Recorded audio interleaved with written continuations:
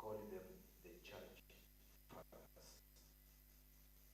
That are very important because when apostles closely after those who succeeded the apostles, people like Clement were Gentile leaders. When you read they call them the church letters, they didn't get into the Bible, but some of those are very important because when apostles closely, you find after those who succeeded the apostles, people like Clement, you find that writing that says, well, let's give my call them when we were church letters, John, they didn't get into the Bible.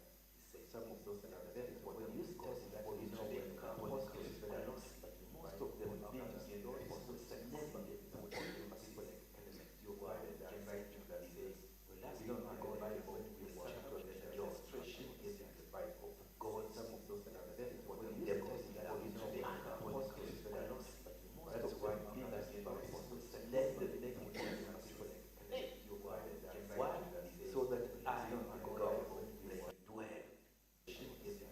About God, some of those that are very important. That's why Peter gave up what is less than people in the Christian you find that why so that I don't go when we were dwell. But it's important here by the Bible about God as long as we are not here. That's why Peter gave up what is less than people in the Christian why so that I don't go when we were dwell. But something mentioned is being by the true God as long as we are not here. God is. That's why Peter said, why is it connected to the Christian name? Why do you want to so that I don't go? So but something mentioned don't be by the true God as long as we are not here. God is. That's why Peter said, why is it connected to the Christian name? Why do you want to so that I don't go? So but something mentioned don't be by the true God just away. No. Sin is serious only when looked at from the perspective of the death of Christ. It's the death of Christ that measures the intensity, the greatness of sin.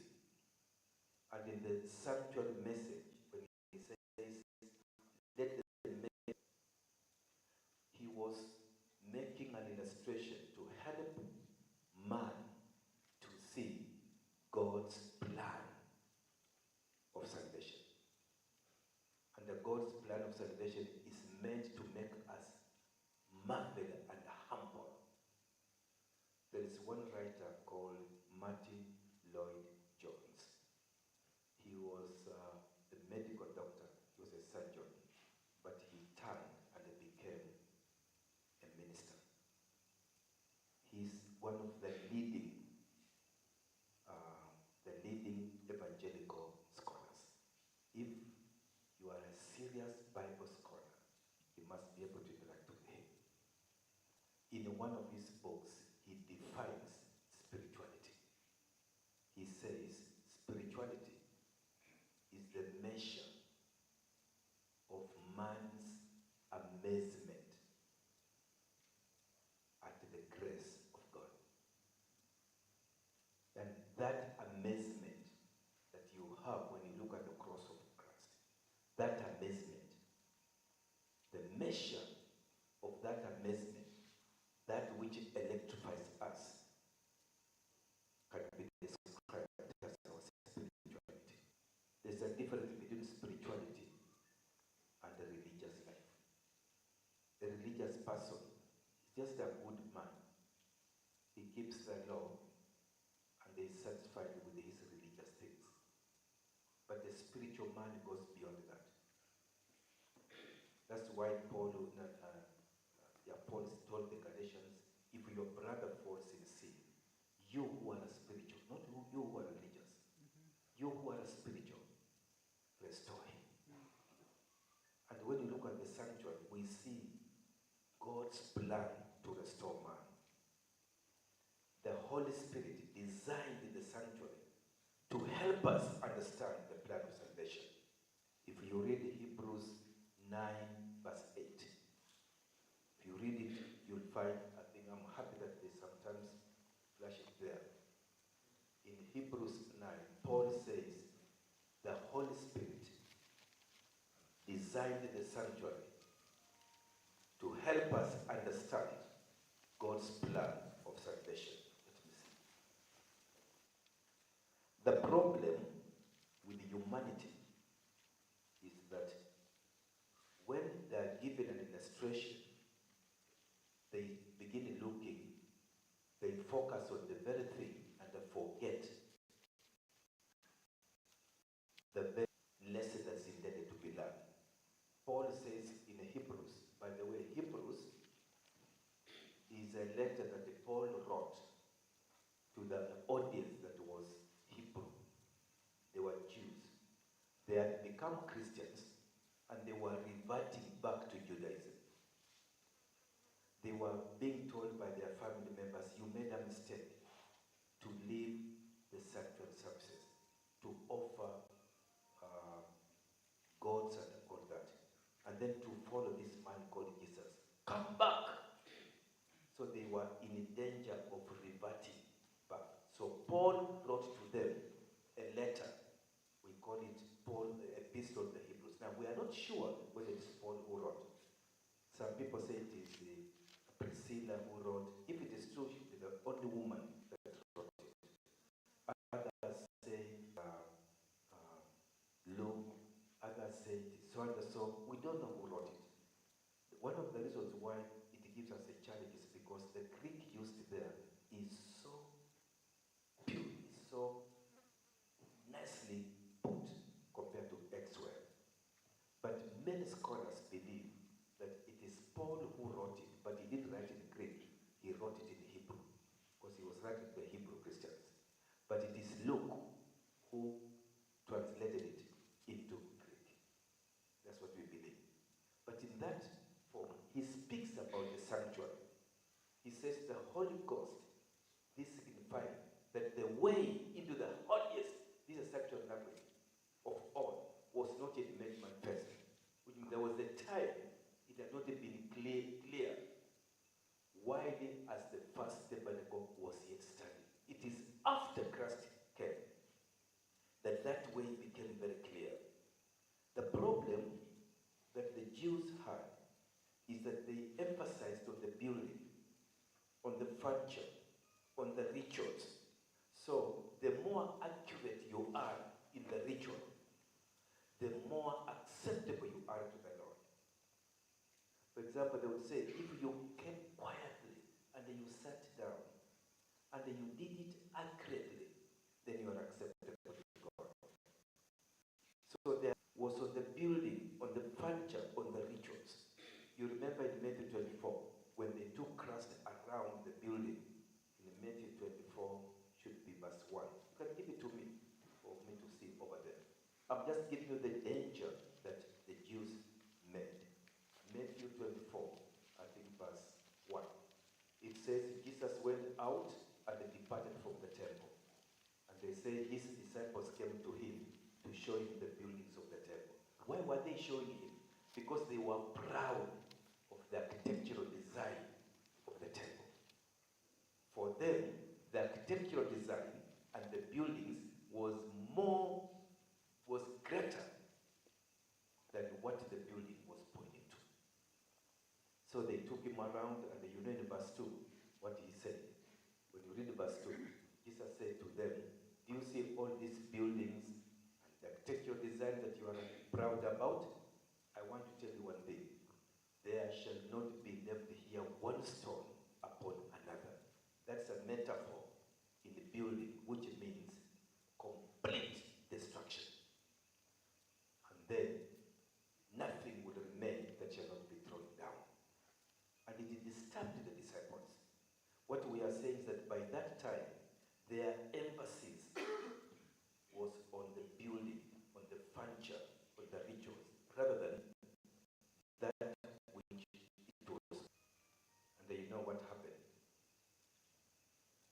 In 70 AD, it was destroyed. Christ cried, and he said, "Oh Jerusalem, I wish you knew how the sanctuary pointed to him." And today, when we were in Israel,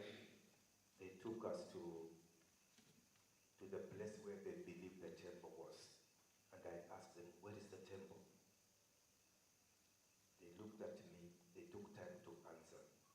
And they took a handkerchief, they wiped their eyes, and they said, it is barren 35 feet deep, and on top is built a mosque. That's the tension point with the Muslims. The temple is not there. So what they do, they have a wailing wall. We went to the wailing wall to touch it, and they were crying. They were crying that the Messiah should come and build for them, restore for them the physical building. That's why they were crying. But when we went there, as we were crying, that God would open their eyes to see that the Messiah had already come. So both of us were crying, but with a different perspective. So the Jews believed that.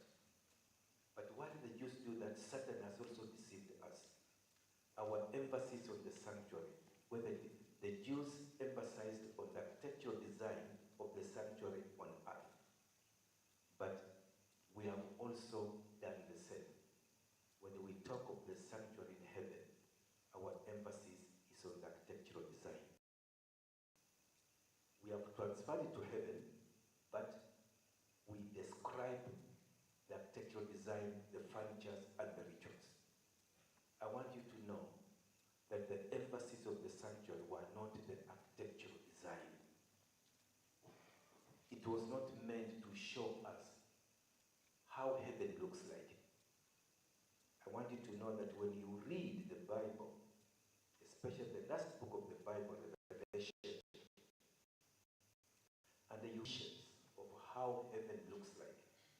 The reason why God gave the visions of how heaven looks like was not to show us how developed heaven is. It was not to show us that there are golden streets, there are mansions. That's not the emphasis. The emphasis was to show us that the distance between heaven and the earth is less than a kilometer. It was to show us that humanity and the divinity have been brought together. And therefore the sanctuary, God gave the sanctuary service to outline the plan of salvation from beginning to the end. So it was a show and tell. You know, when I was in primary school, it took me over, even in high school, to correct a misunderstanding. You know, they used to teach us that the equator is a line, and you draw is a line. So in my mind, I never saw the word imaginary. I just saw the word line. So one time, to Kisumu, and he says the line passes here. I said, I must see that line. He said, I said, where is the line? He says, somewhere here, we don't know, somewhere here. I said, I don't see the line. The line is not physical. It's imaginary. When we were in Cape Town in South Africa, we went up to where the continent makes the curve. You know, you walk to Cape, to the ocean, and you can see how the Atlantic Ocean and the Indian Ocean meet. They come, the water from this side and the water from this side come, and they go this way. You can just see how they go. This way is warm water, this way is cold water. And you can see, they told us, do you see over there? That's where they meet. And I saw it over there. Then they told me, you are now standing here. From here, going this way is Africa. But from where my back is the ocean. But I could not grasp it until I went to. So the map was designed to give us a pictorial picture of the whole geography or map of Africa. God gave the sanctuary as an outline of the plan of salvation from beginning to the end. Let me put it this way. The sanctuary model has gave 3 dimensions of the plan of salvation. The first one, what we can say, is that this plan gives that through this plan, God's glory shines. You'll remember in Psalms 29, I think verse 9, there's that cry. That's what the Bible would say. God's way. That way is not like the way we pass here. It means God's plan of salvation is shown through the sanctuary. That God became man and dwelt in our midst. When you go to verse 29, it says, the voice of the Lord made the heights to come. Is it there? It says, oh, go back. Go back. You can, I want it to back. You can, yeah, give it to me. He says, give unto the Lord the glory due is the peace. When we say the glory of God, we don't mean electrical light around God. The glory of God does not mean the bright light. God can be brightness, but it's His glory. The glory of God means God's plan to save man. It shines best. So He says that glory, look at verse 9. The voice of the Lord makes this, cover the forest, the temple, that everyone speak of His glory. Everything, both in heaven and on earth, do not speak of the infrastructure. It speaks, it cries out of the glory of God. Therefore, the point I want to make here is that all items in the sanctuary, whether the outside court, the inside court, you know, they had a place where they used to offer the daily sacrifice. You know, when you did sin, you were to take a sheep and they would bring it. So any person seeing you with a sheep, they don't ask you, they know in their heart you have done something. So you go, meh, meh. You go quietly. Then you would go up to where the sacrifice was taking place, and then it will be slaughtered. And once it is slaughtered,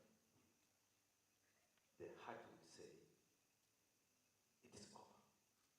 Because God says, when I see, that's enough. But the children of Israel made a mistake. If we do something, and they is wondering, should I do or not?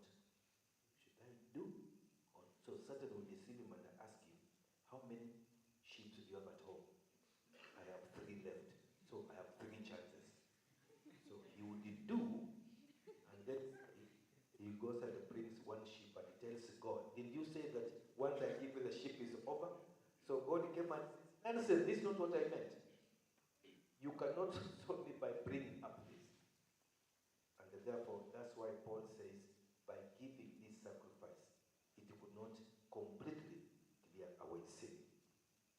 So it is until Christ came that it became the...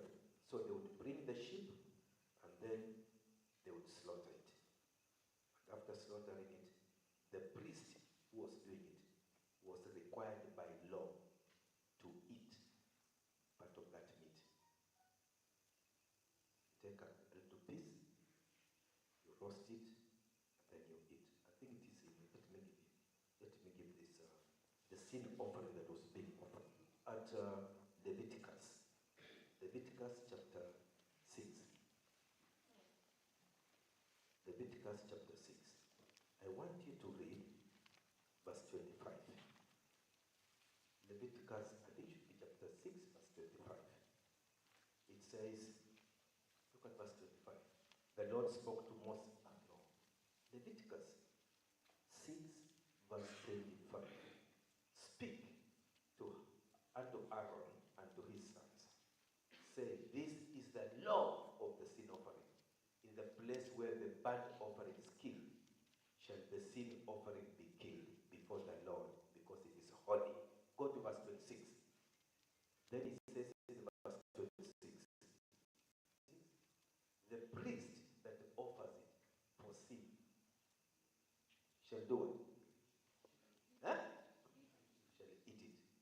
Not because he's hungry, no, but shall eat it. If it is true, I don't know, but I can make a fun remark. They were not vegetarians, if it is true.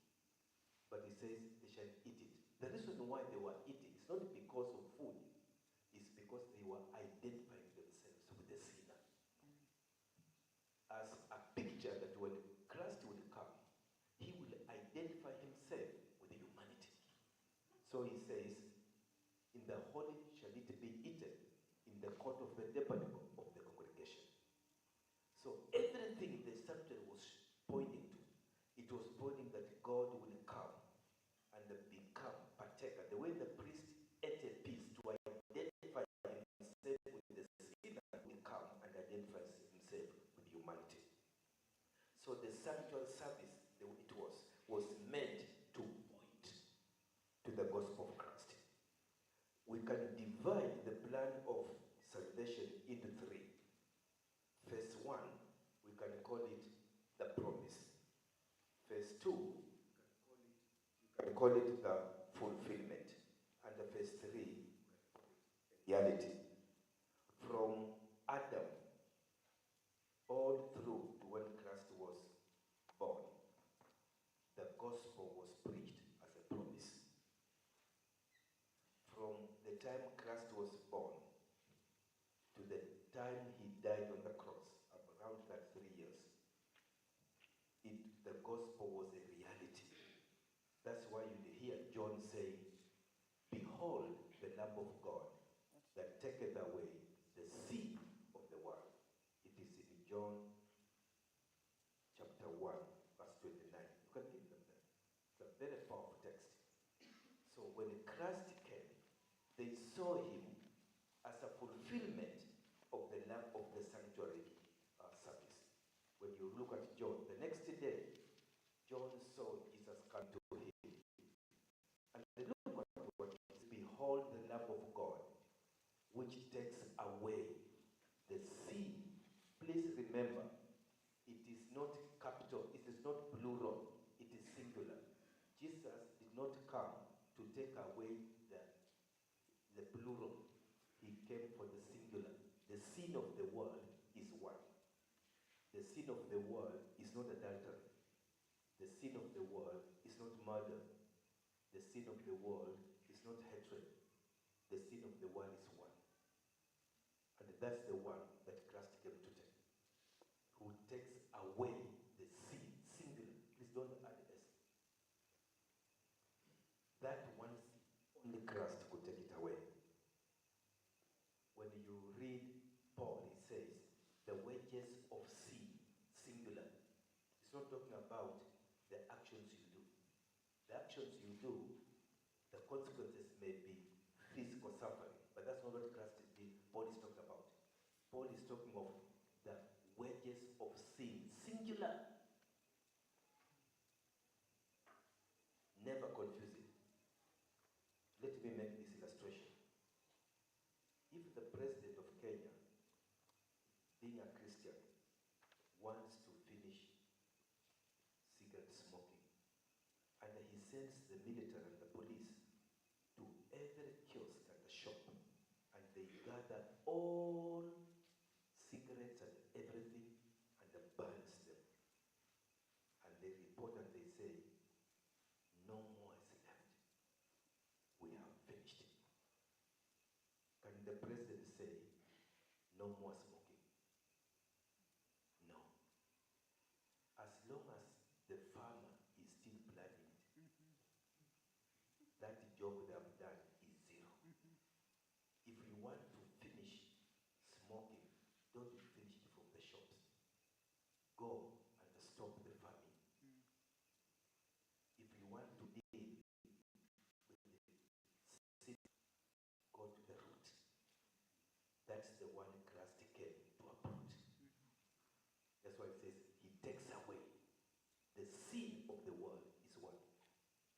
When Jesus was speaking of the coming Spirit in John 16, he says, when the Holy Spirit comes, he will convict the world of sin. Singular. But by taking away sin, the Bible also goes ahead to say, he took away the sins of the world. Because by taking away the root, what happened? The fruits dried off. So the sanctuary was meant to show us that the plan of salvation was first given as a promise from Adam up to the time Christ was born. It was given as a promise. That is why God told Satan, the seed of the woman will conquer. It was a promise. All through, it was a promise that the Messiah would come. So that first phase was a promise. But when Christ came, it became a fulfillment. After he died now, we enter into the stage whereby what Christ has done is meant to be now a reality in our life. He died, so now we live as those who have died together with him. He was buried. We live as those who have buried the desires to sin. He resurrected. We live as those who have resurrected with a new life in Christ. So in this stage, the Holy Spirit is taking what Christ has done and making it real in our life. And the plan of salvation and the sanctuary was meant to show us that this is God's plan. It's not your plan. Make it real in our life.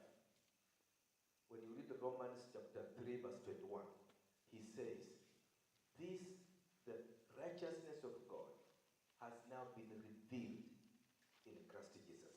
Let me make, I did not plan to give you this, but I'll be able to touch it. Do you know that when God created man in Genesis 1 verse 26, you look at that, you see, he said, let us create man in our image, in our likeness. That's what he said. Genesis 1 verse 26. When he said, let us make man, oh, I wish you were fast enough. You will be overtaken by the fear generation. Those who are going to come will see. Then we are going to have G6 coming in 2029. They are working on it, that it is now. When it comes, you'll see. The Bill Gates has already made it clear, it was in the papers last week, that artificial intelligence is going to replace all teachers. For those who are taking teaching, I wish you would doing this, we want it microsecond. Mention, get it. It's going to come.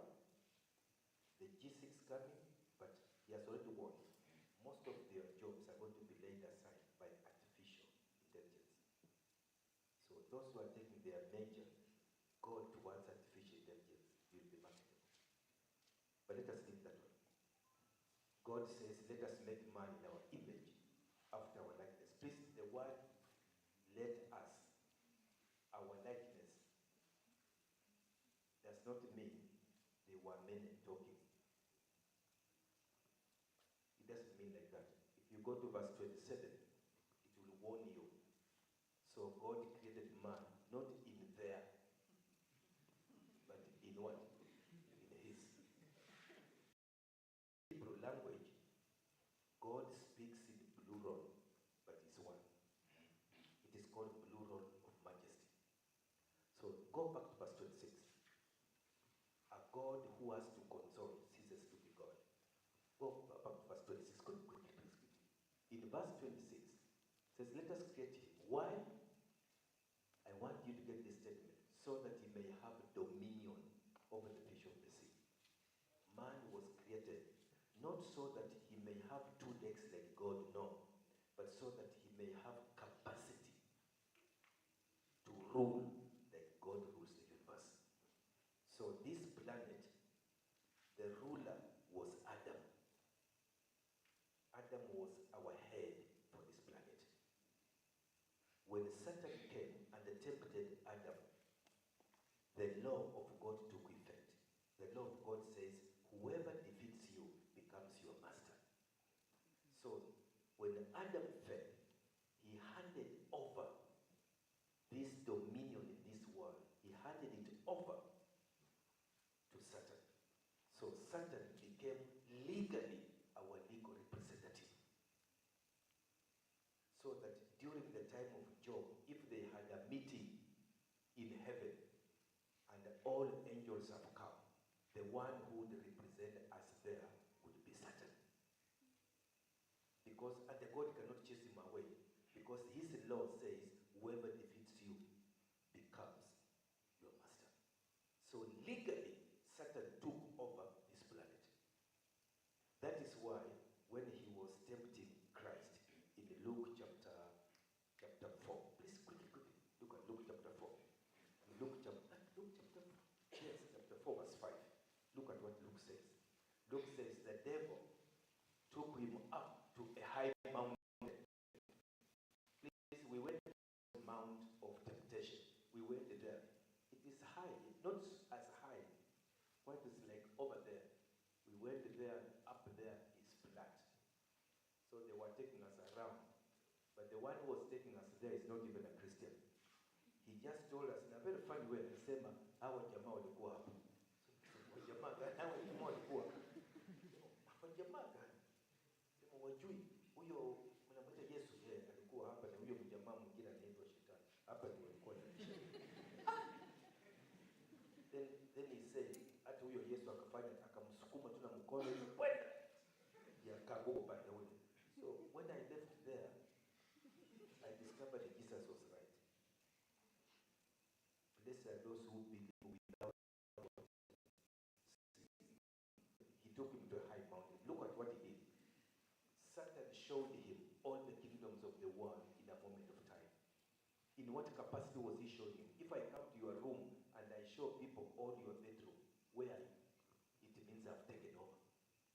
Then he says to him, the devil said to him, all this power I will give you. And the glory of them. Why? Because it has been delivered. I hope you know English. If somebody has been delivered to me, it means previously it was in somebody's hands. And so Satan was telling Jesus it was previously in Adam's hands. But when I conquered him, he delivered where? To me. And to show you that I have it, I give to whomsoever I will. I'm using that statement to tell you that Jesus was born in an enemy territory. He came to this planet without a visa. So when God says, I may dwell among them, that he was going to enter into a territory that was already under Satan's rule. And the Christ acknowledged Satan because he would call him the God of this world, the prince of this world. He could is the ruler of this world until the cross. It was at the cross that Satan was defeated. That's why a few weeks before the cross, in John chapter 12, look at John chapter 12, verse 30. 12 verse 30. No, John chapter 12. Then, is it that one? Or 32? Let me see, you may be right. Christ was speaking a few days. I will link it back to the Old Testament. The whole is built in a Septuagint language. Please look at John. Look at verse 31. Jesus is speaking. He says, now is the judgment of this you know English. When somebody says, now is the judgment of this world, it means before that time, the judgment had not taken place. He says, now shall the prince of this world be cast out. It means before that time, he had not yet been cast out. We think that when Satan rebelled in heaven, God behaved like a headmaster and chased him away. No. He would still go and come back until at the cross, when Christ defeated him and the heaven was closed. And then this planet. So Christ is saying, now shall the prince of this world, when shall be cast out. Verse 32. Then he says, and I, hey, if I be lifted up from the earth, I will draw all. He didn't say men. Men was inserted there. He just said, I will draw all unto me. If you have King James Version, I think it should be King James Version. That's not the word men. That is a digital form. But the word men, if you check in your Bible, is in italics. It means it was inserted there. So the part of the origin. Jesus just said, if I be lifted up on the cross, I will draw all unto me. When they were translating, they said, all who? Then there was a student from Kisi University. He said, I think all men. So they put that the word men. They were correct, but they were not accurate. You discover that when Christ died, he drew not only men, but also fallen angels who are neutral. He drew them together. And that's why when you are here, at the time Jesus is mentioned, even you may resist, but you will find your heart being drawn. In the sanctuary, that's where the heart of men were drawn. You go on to say in verse 33 that Jesus spoke these words, signifying what death he would die. And in the sanctuary, the sheep that was slaughtered, the goat that was slaughtered, was meant to point to Christ. So the coming of Christ was a fulfillment of the message of the sanctuary. That in the sanctuary, it was not a place to run away. It was a place for wiping away of all tears. That which God was doing daily, he would cumulatively do it again once every year. The sanctuary told us that God's love is greater than our sin. You know, when Christ died and resurrected and went to heaven, he was exalted in heaven. And the celebration that was taking place in heaven poured out to this planet in the form of Pentecost. The Pentecost was an overflow of the jubilation that was taking place in heaven. We know this by reading Acts chapter 2, I think verse 32. I think it's Peter speaking. He says, this that you are seeing is an evidence that today that Jesus is being exalted. The sanctuary spoke of mercy and the justice kissing each other. Mercy and the justice kissed each other only at one place, and that place was at the cross. No human being could ever do it. It's only God that made justice and mercy to kiss each other. And when Christ resurrected, when you look at chapter 20, verse 32, he says, this Jesus, this one that died, God has raised him up. And we are all witnesses. But that's not enough. Go to verse 33. He says, therefore, now that God has raised him up, he's at the right hand of God, exalted. And then he says, have the promise of the Holy Spirit. He has shed forth this which now you can see and hear.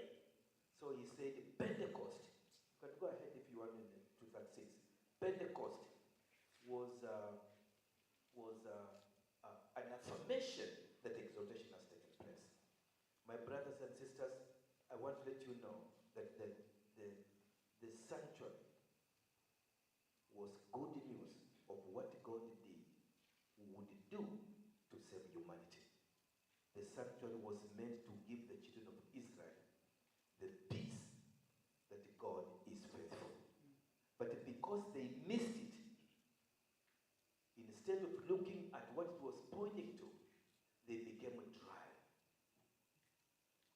Anytime you embrace the sanctuary without Christ, you may succeed in going through it, but the end result will be dry. Because the only one who makes it shine is Christ himself. Everything in the sanctuary, whether it is the bread, whether it is the sheep, whether it is the priest, all that was a metaphor for Christ. Christ himself was not only the sheep, but he himself was also the priest. He himself was also that cloth that went around. He himself was everything. So everything that we had, he was also the light. When he came and he told the people that I am the bread. When he said I'm the bread, you are Gentiles, you don't understand. You think of the bread you buy in the store. That's not what they understood here. The moment he said, I'm the bread, they remember the one in the center. Said, oh, I've got it. Hey, so he's the one. Whenever he would say, whoever drinks my blood, eats my body. That's a sanctuary language. And I want to end this evening to let you know that God's love for us, as shown in the sanctuary, is greater than our sins. Amen. I want to let you know this evening that Christ was the reality, was the fulfillment of the plan of salvation. In God's sight. Hey! In God's sight, man has been redeemed. The thing that would make one get lost is because he could not put together our human preconceived ideas with the plan of salvation. When we look at the plan of salvation, when we are told the emphasis is not so much the architectural design, it's the ministry that Christ is doing. When you look at the sanctuary in heaven, you don't see it in terms of an architectural building. The emphasis is not architectural building. The emphasis is the ministry. And I want you to know that the whole heaven has no geographical partition, where one part is holy and another one is most holy. It is in the ministry of Christ that he did on this earth that was holy. But when he resurrected and went to the next ministry that he is doing in heaven, that it became most holy. Because that one had no human limitation. When he was here, he had a human limitation. But now that he went, he has no human limitation. And therefore, he has opened the way. The emphasis was not the building and the material. It was the ministry that was taking place. And today, I want to give you good news. That when God says, I may dwell among them, it is true. The word became flesh. God dwelled among us. You know, if there is anybody who does not know how to write a composition, was John. He was not educated. I'll show you how he tried to write it. I'm finishing now. If you look at 1 John chapter 1, he's describing how Christ came and dwelt with us. Look at chapter 1, verse 1. Finish up with that one. He says, that which was, you know, you don't start writing composition with the word that.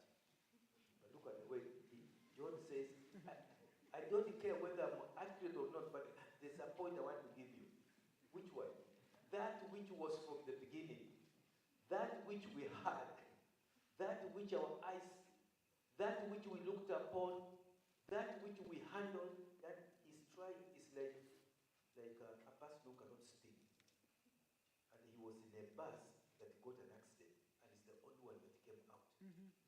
So he wants to tell people what happened. He doesn't say, give me a pen and write down. He just says,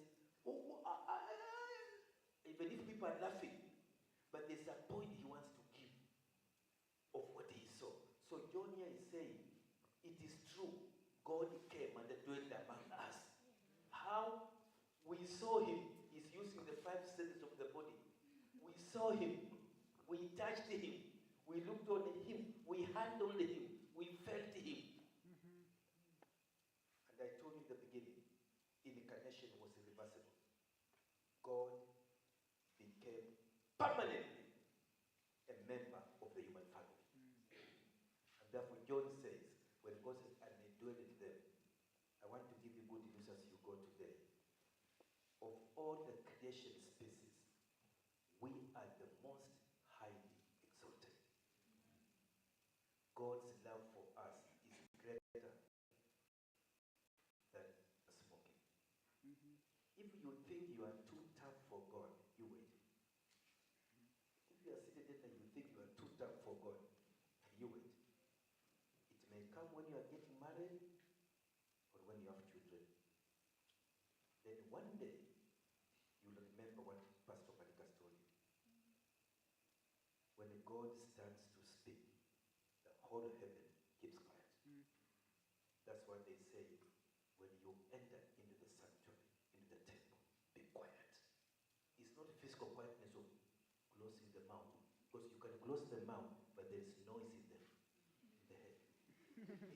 It is being amazed of God's plan of salvation. That I was not worthy, but he made it for me. I want to end this evening to give you good news that you are not saved by your performance. You are saved by what God has already done in Christ. And I also want to let you know this. Your sins have already been forgiven. Amen. Because we have already been forgiven our sins, the language that we speak is one of praising him. In the sanctuary, when a person came out, he no longer spoke of the sin he did. He now speaks of the blood of the Lamb.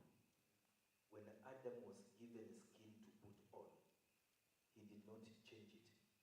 He wore it for 930 years. When he met the grandchildren, they were saying, "Na babu, na inguo ulinunua wapi?" Then he would say, my grandchildren, keep quiet. We were naked. It's God who came and covered it. The sanctuary speaks to us that it is God who covers our nakedness. I'm committing in the Lord's hand that the Lord will bless you. The Lord will lead you. I want to thank somebody somewhere who has made a decision that now is enough. All world leisure, I'm giving myself now to the Lord. The Bible says there is greater joy in heaven for every single person who gives himself to Christ. The sanctuary tells us, come as you are. God's plan, God's way of receiving us is beyond description. And therefore you enter with all the silence. We could not have time to exhaust every architectural explanation of the sanctuary. But I wanted to let you know one thing, that Christ himself was the fulfillment. He brought both mercy and the justice to kiss each other. And that is why I give you my last statement. The Bible says that now, because of what God has done, I think it should be in Isaiah 49, Bishop Isaiah 49 or 54. If I don't get it, you can always have it. Yeah, it says, if you read Isaiah 50,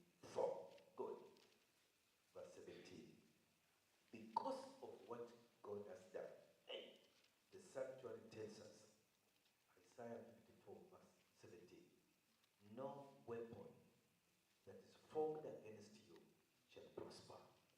This is where Paul got the words, there is no condemnation for those who are in Christ.